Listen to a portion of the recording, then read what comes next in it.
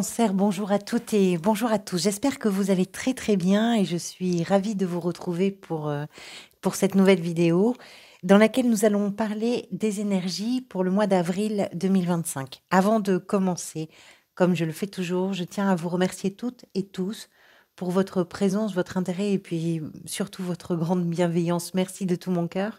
Et merci également de garder toujours le recul et la nécessaire et la lucidité nécessaire également à l'écoute de mes vidéos. C'est un effort que je vous demande de faire. Merci de le garder de le garder à l'esprit en tout cas et de le faire. Merci de tout mon cœur. Alors, pour ce tirage, on va parler tout d'abord des arcanes majeurs. Vous avez ici le pape. Je vous rappelle que c'est la carte qui est venue lors de votre tirage semestriel. Donc, c'est une carte assez importante d'abord parce qu'elle est un peu le lien, on va dire, le fil conducteur de toutes les autres. On va y revenir régulièrement et c'est un peu la caisse de résonance. Vous avez deux arcanes majeures et pas des moindres dans l'état d'esprit, le diable et la force. Vous avez le pendu en plein cœur du tirage qui nous parle de ce qui va peut-être venir vous aider. Et vous avez la roue de fortune dans la sphère sentimentale, émotionnelle et relationnelle. Des bâtons, des deniers, des coupes, des coupes. Ah, et pardonnez-moi, et vous avez l'empereur ici à la fin du mois, qui représente peut-être l'énergie vers laquelle vous allez. Vous n'avez pas d'épée sur ce tirage, pas mal d'arcanes majeures. On va voir tout ça. Alors, qu'est-ce que vous aviez, vous, au mois de mars? Vous aviez la Lune. La Lune, c'est une carte qui nous parle de ce qui nous met un petit peu à l'épreuve quand même, quand on voit pas très clair dans les situations, parce qu'on a le sentiment qu'on doit se bagarrer pour quelque chose ou contre quelque chose, mais que c'est une bagarre qui finalement finit par rajouter une certaine forme de brouillard, on va dire, sur les situations dans lesquelles on voit déjà pas très clair, et ça peut amener les inquiétudes, ça peut amener la sensibilité à être un peu plus exacerbée, ça peut amener les phobies sur le devant du terrain. Donc il y a des choses qui se sont écoulées, peut-être qui ont pris le mois de mars pour vous, puisque la Lune, c'est aussi une énergie qui dure sur une période d'un cycle lunaire, donc d'un mois, mais qui nous explique que vous arrivez un peu peut-être d'un petit brouillard, ça peut être, ou d'un gros brouillard d'ailleurs, ça peut être sur un sujet précis pour vous, ça peut être aussi d'une façon générale où vous avez du mal à voir où vont les choses, vous avez du mal à comprendre la réalité des événements, la réalité des situations. Ce mois-ci, c'est l'énergie du pape qui vous accueille. Le pape fait partie des grands sages des arcanes majeures du tarot. Ils sont trois, hein. Pour moi, il y a l'ermite, la grande prêtresse et le pape. Donc, il nous parle forcément d'une forme d'élévation spirituelle qui peut être en lien pour certains et certaines d'entre vous avec des religions, mais pas forcément. La spiritualité peut s'inscrire dans des choses extrêmement concrètes. C'est une capacité à à faire un peu le vide en soi déjà et arriver peut-être à se relier à des éléments, à des choses qui sont qui vous parlent un peu de l'humain, qui vous parlent un peu des choses existentielles, des questions importantes et qui vous permettent surtout aussi de prendre du recul sur les situations dans lesquelles on a parfois un peu trop le nez collé à la vitre et on n'arrive pas à voir derrière la buée justement.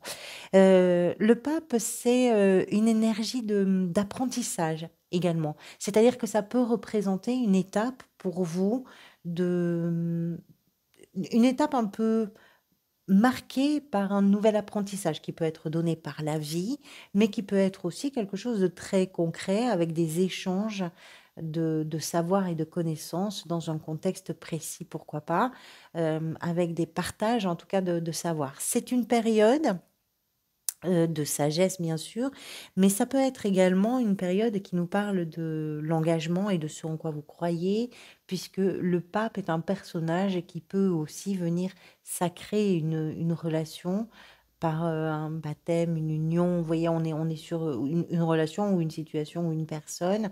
Donc il peut y avoir aussi, je dirais, un contexte traditionnel, un contexte par rapport à une relation pourquoi pas dans un contexte de mariage et qui peut aussi avoir une place importante pour vous, en tout cas le thème d'un mariage qui peut avoir une place pour vous importante sur ce mois d'avril.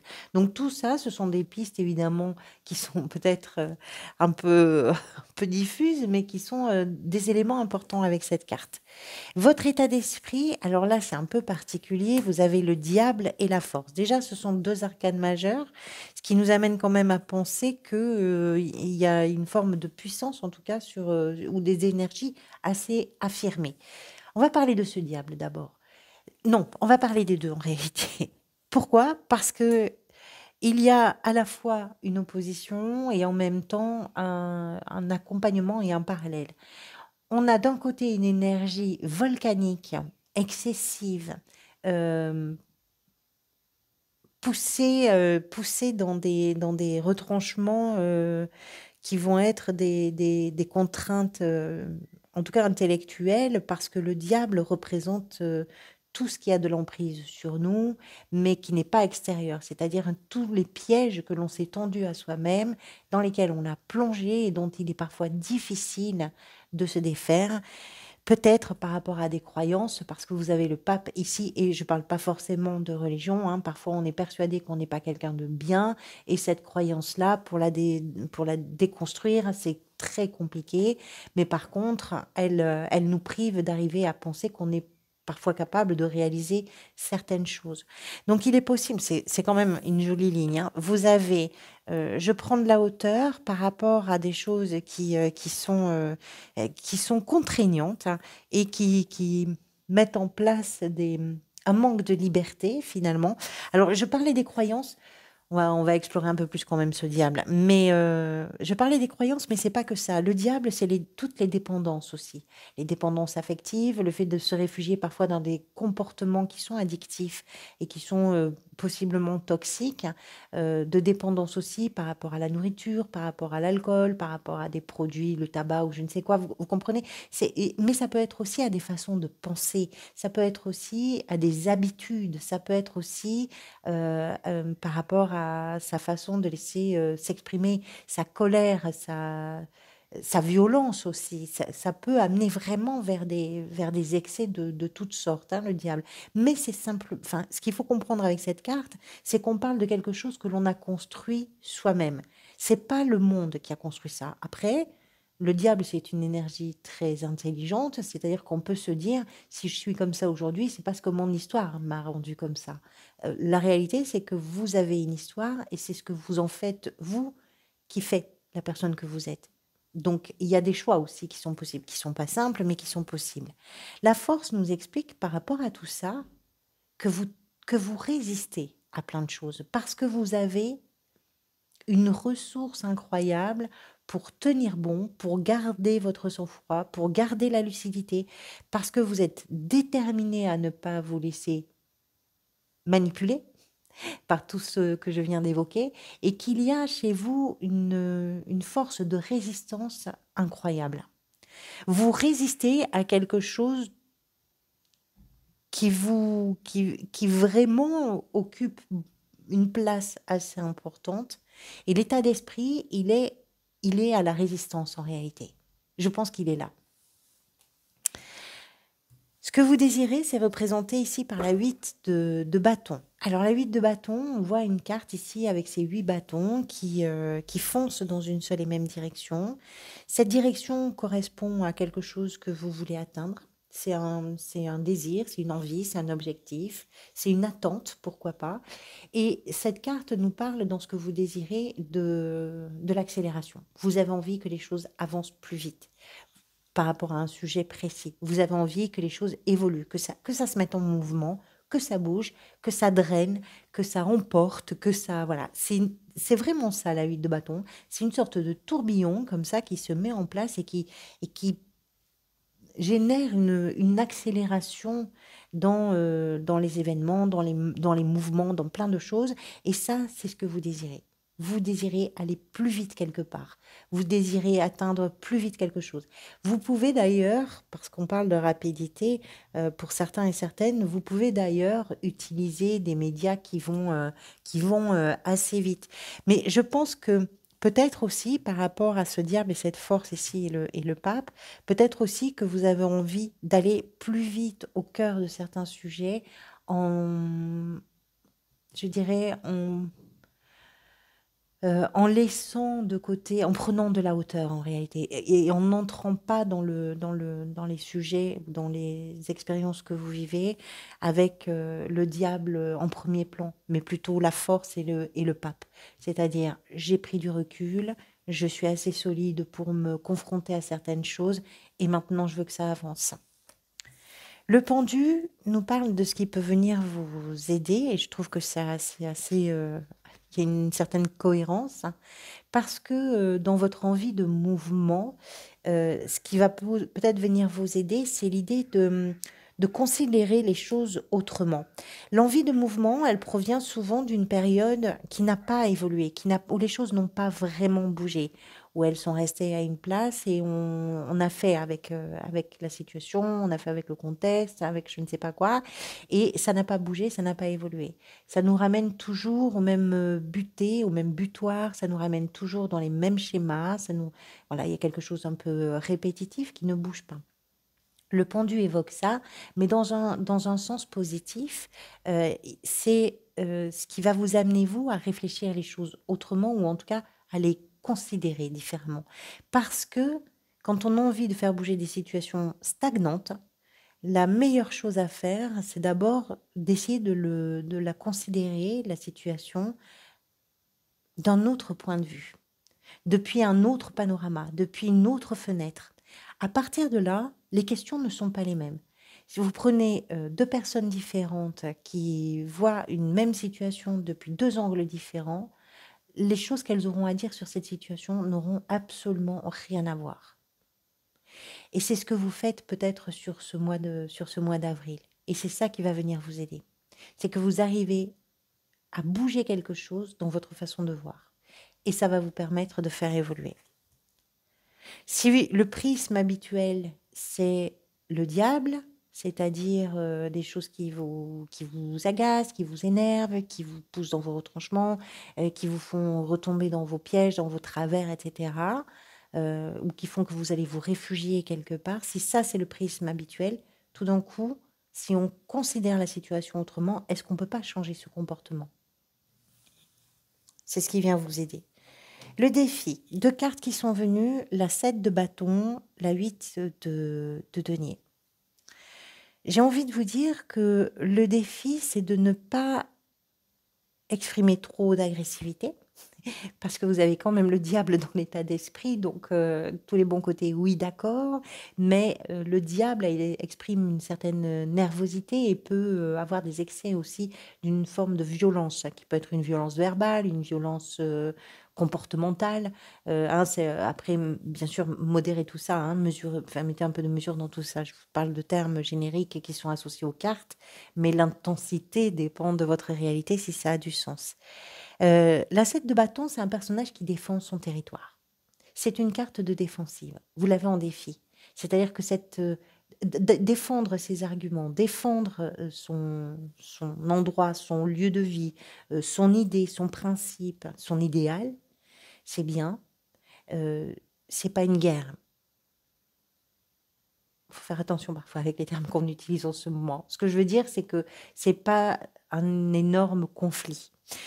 La 8 de denier qui accompagne cette 7 de bâton nous explique que ça peut vous demander des efforts pour parvenir à ne pas céder à l'impulsivité. Ça peut vous demander des efforts parce que peut-être vous vous sentez sur un sujet ou dans une situation, vous vous sentez un peu attaqué et que vous avez le sentiment que la meilleure défense, c'est la contre-attaque, et c'est peut-être que c'est pas très juste et que les efforts, alors c'est un défi, ça veut dire que vous en avez conscience et que vous gérez la situation, mais ça se fait pas sans effort quand même. La 2 de coupe dans la sphère professionnelle, gestion du quotidien, peut nous parler d'une relation. Pourquoi pas dans votre activité ou dans votre recherche d'emploi, ou dans votre gestion du quotidien. On voit 2 mains ici, ça représente vraiment une relation. Ça peut être un partenariat, ça peut être une association, ça peut être quelqu'un qui est vraiment important pour vous et qui, dans le contexte professionnel, occupe aussi, une place importante. C'est une relation de confiance, c'est une relation, de respect mutuel et d'amour aussi, mais l'amour au sens large, hein, c'est pas forcément, l'amour amoureux. C'est, on se respecte, on se comprend, on s'aide, on se soutient, on avance ensemble. Donc il y a possiblement une relation. Si c'est pas une relation, cette carte met en évidence le fait que dans votre travail, l'important peut être pour vous d'aller vers quelque chose qui vous tient vraiment. Ce dans quoi vous vous reconnaissez, ce qui fait que vous pouvez avancer, quelque chose, où vous avez le sentiment que vous pouvez apporter vraiment, nourrir la situation, qui en retour peut vous apporter aussi beaucoup de choses. Ça peut vous demander de considérer, hein, peut-être différemment certaines informations ou certains contextes.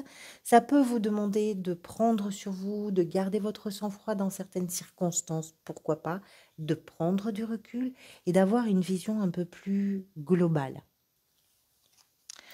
Et peut-être aussi que cette carte nous explique que vous pouvez compter dans ce domaine-là, en tout cas, sur un partenariat, sur une personne qui vraiment est fiable. La roue de fortune dans la sphère sentimentale, émotionnelle et relationnelle est une carte de changement et d'évolution qui sont absolument incontournables. On parle avec la roue de fortune du destin. On parle des changements et des évolutions de la vie contre lesquels qu'on ne peut pas, en réalité, qu'on ne peut pas gérer, qui sont des événements qui viennent sur notre chemin, parfois qui sont positifs, parfois qui sont négatifs. C'est une roue, donc il y a toujours un côté ascendant et un côté descendant. Donc on ne sait jamais, vous savez, moi je ne sais pas sur quel côté plutôt vous trouvez actuellement. Mais quoi qu'il en soit, la roue de fortune, c'est une carte d'évolution qui amène toujours quelque chose, je dirais, une opportunité, un hasard. Il y a toujours quand même un petit clin d'œil de la vie.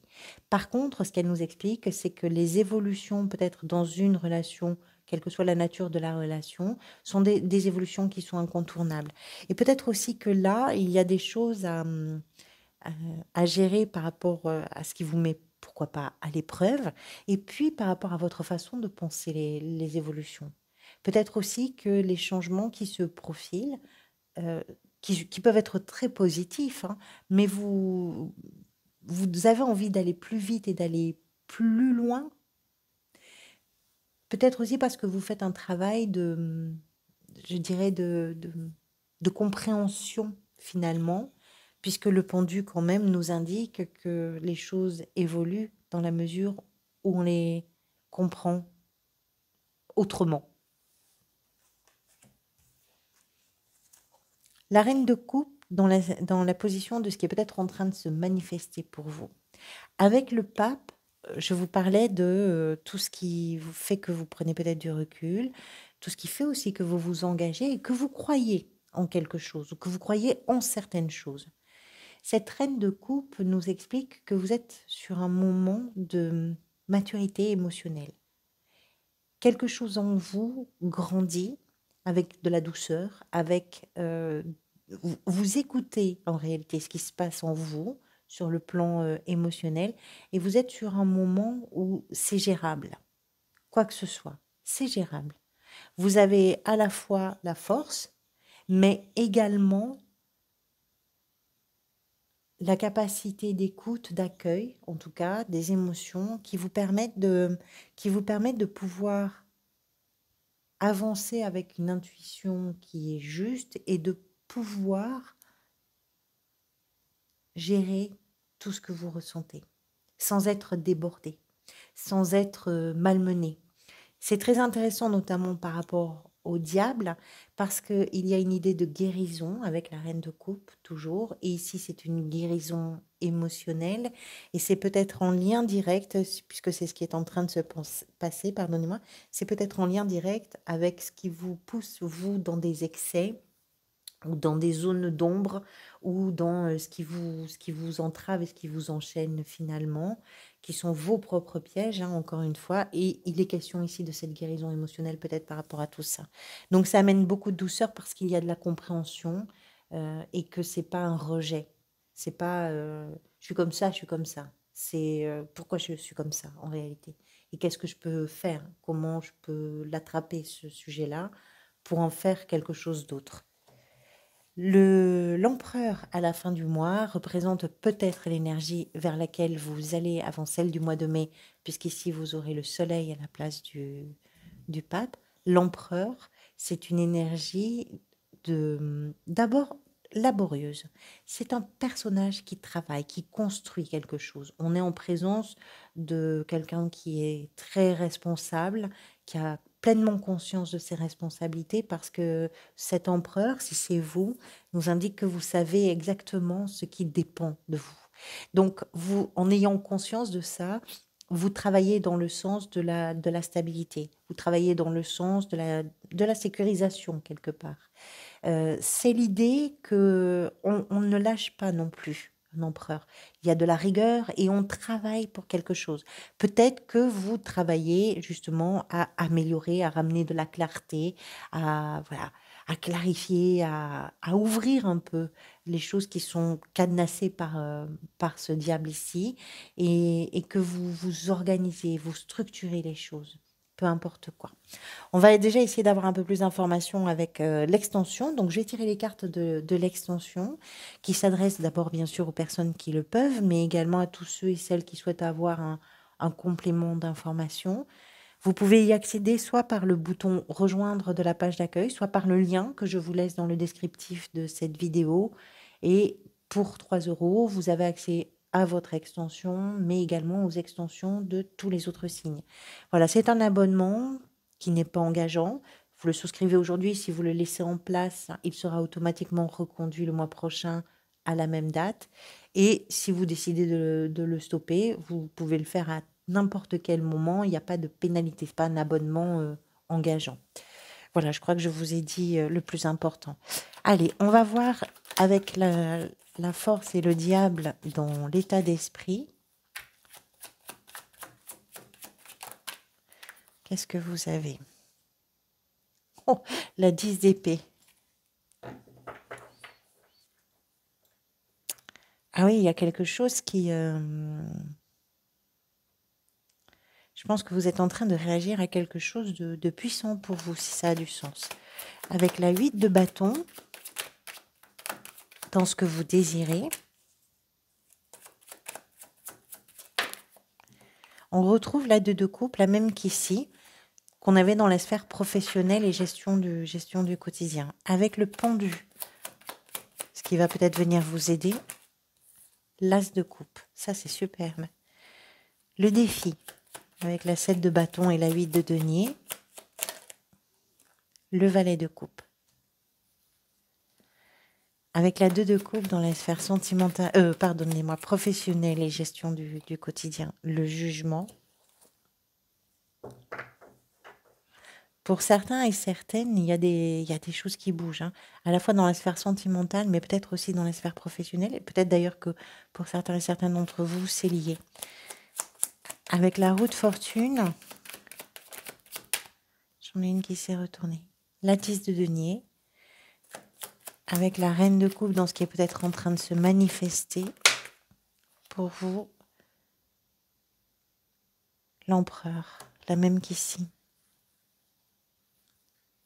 C'est assez logique. Et avec l'empereur, justement, à la fin du mois, vous avez superbe 9 de coupe. Et ici, tempérance. Merci à toutes et tous pour tout, encore une fois. Merci à celles et ceux qui me rejoignent sur l'extension.